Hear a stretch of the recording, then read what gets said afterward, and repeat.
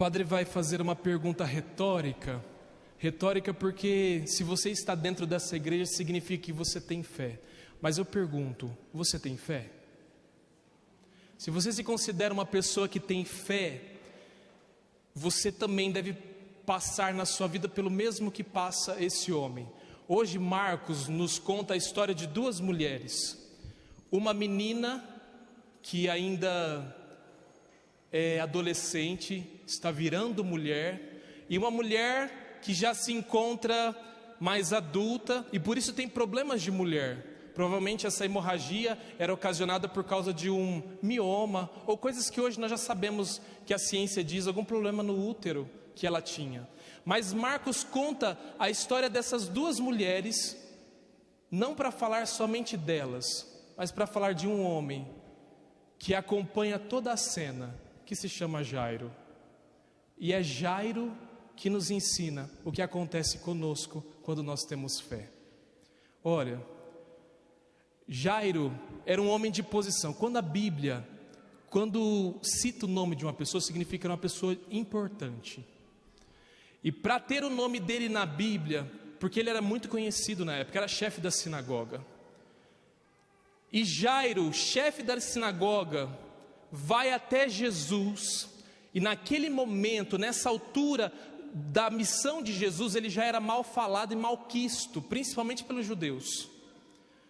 Esse homem engole um orgulho, a possibilidade de perder a posição dele como chefe da sinagoga, vai até Jesus, se ajoelha, e o fato dele se ajoelhar é reconhecer que Jesus não é qualquer homem, e pede a Jesus, cura minha filha. E aí começa a saga da minha vida e a saga da sua vida.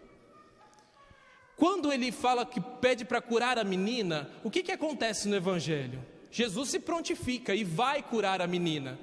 Ele bota Jesus em movimento. Só que o que acontece? O homem está agoniado, a menina está morrendo.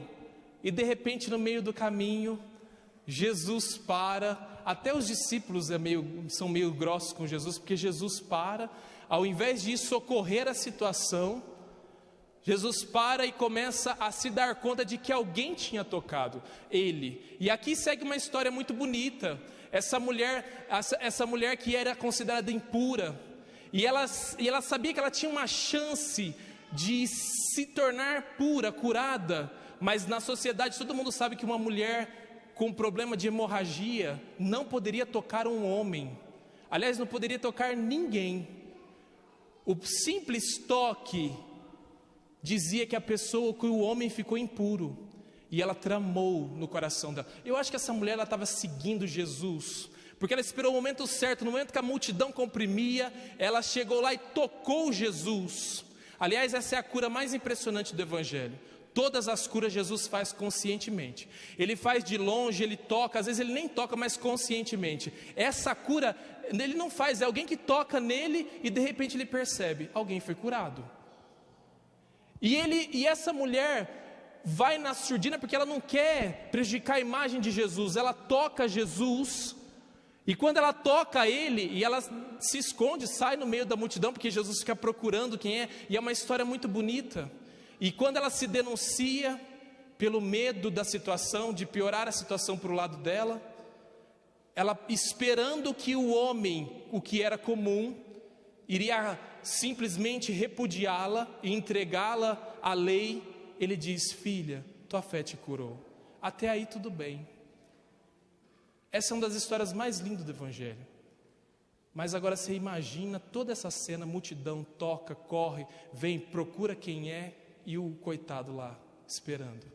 Meu Deus do céu, esse homem não está vendo que a minha filha está morrendo? E esse homem está parado aí, vendo outras coisas. Isso deve ter durado um tanto no coração do Jairo estava lá. Quando uma pessoa, e ele tem fé. Esse é o primeiro ataque à nossa fé. Quando nós temos fé, temos dificuldade de entender o projeto de Deus. Dentro do projeto de Deus estava ressuscitar a menina e não curar a menina. E por isso Jesus estava lá dando atenção primeiro a outras causas do que aquela. Nós somos ansiosos na nossa fé. A gente pede e faz novena uma atrás da outra e a gente quer a coisa para agora, mas dentro do projeto de Deus as coisas não acontecem no mesmo.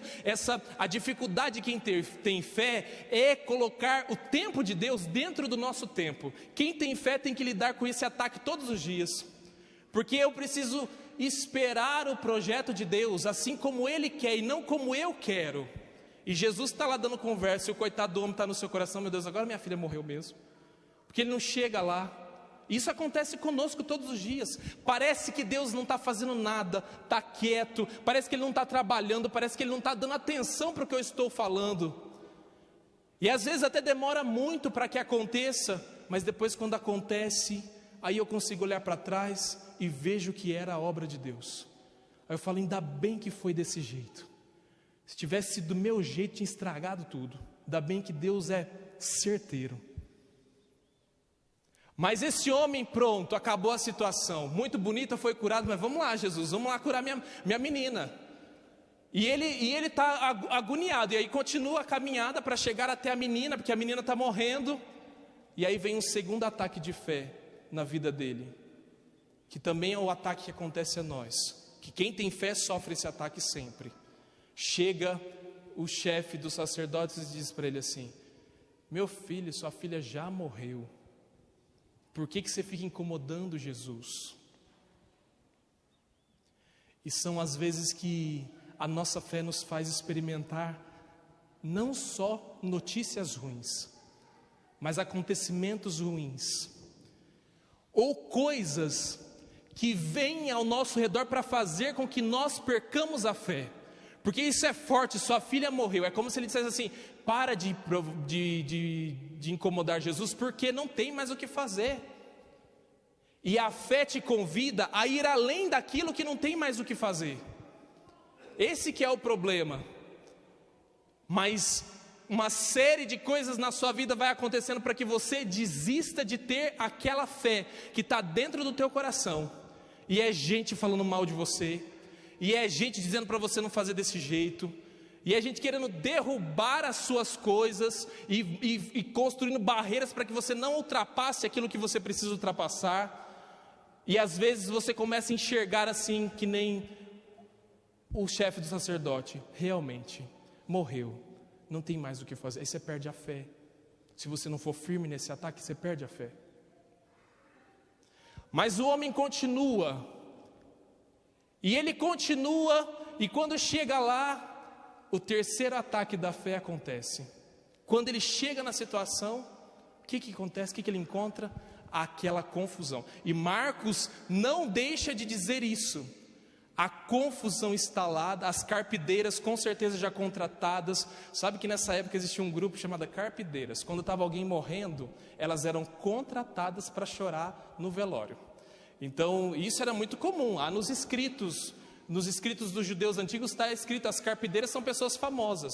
Então você imagina que esse homem chega lá, as carpideiras já tudo com o circo armado, chorando a morte da menina, aquela confusão, todo mundo sem saber o que fazer. Eu imagino o Jairo, olha para a mulher dele, meu Deus do céu, a menina tinha 12 anos e morta, e aquela confusão, mais um ataque à fé dele, mais um abalo à fé dele.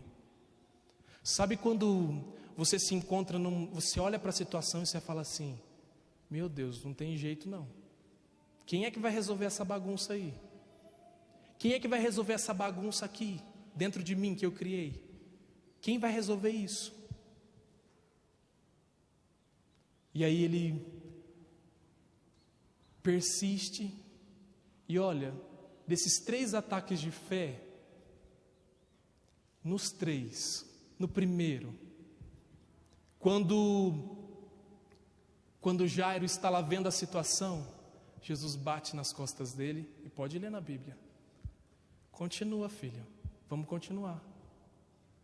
No segundo, quando vem alguém dizer que a menina já tinha morrido, Jesus filha assim: tenha fé, continua. E quando chega lá: por que vocês estão chorando? Essa menina está só dormindo.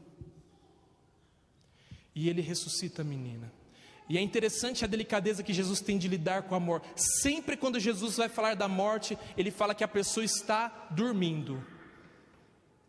Porque para ele a morte não é um acontecimento cabal, final, não. É como alguém que dorme, sabe? Para Jesus, que é Deus, sabe quando você dorme, sua esposa está dormindo e você acorda a sua esposa, e quem está dormindo é fácil de ser acordado, não é isso? Jesus está falando assim, olha, está só dormindo, quem está dormindo é fácil de ser acordado.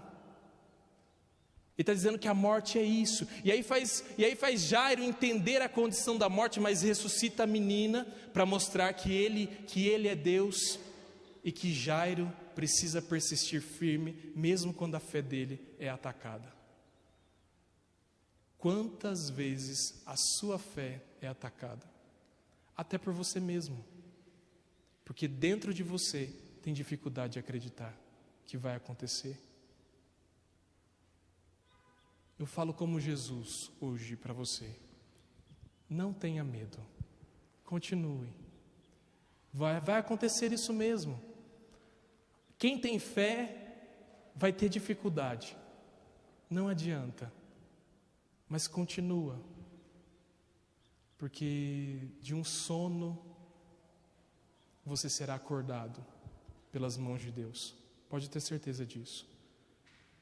No instante de silêncio, peça a graça dessa fé